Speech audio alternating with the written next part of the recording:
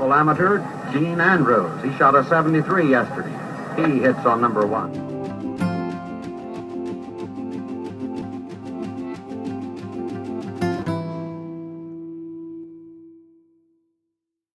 Hi, Jack Nicklaus here.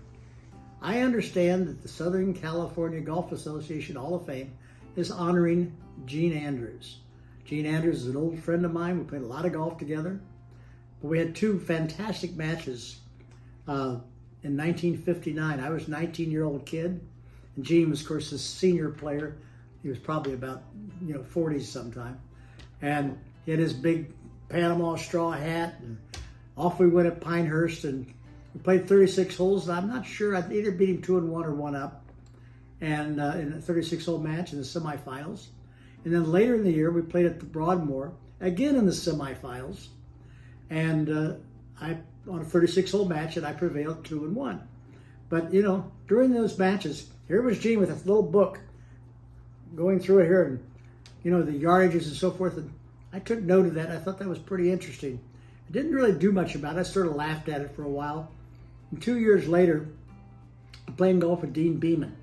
And he said, Jack, he says, you need to try this. He says, Gene Andrews has been doing this for quite a while. And I picked it up from Gene, and it really works.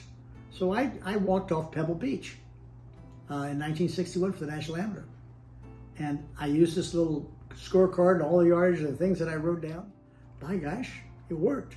I was under par every single round I played at Pebble Beach and won a tournament. So when I went on tour in 1962, I took my little book, my little scorecards, and all my yardages. I was the only one on tour. I got recognized as the best caddy on tour. Well, that's pretty good. Where did it come from? Came from Gene Andrews. So I have a lot of things I need to thank Gene for, is what he did. And, I'm delighted to hear somebody's finally honoring him for the contribution he made to the game of golf. He was a good man and a good player and a good friend.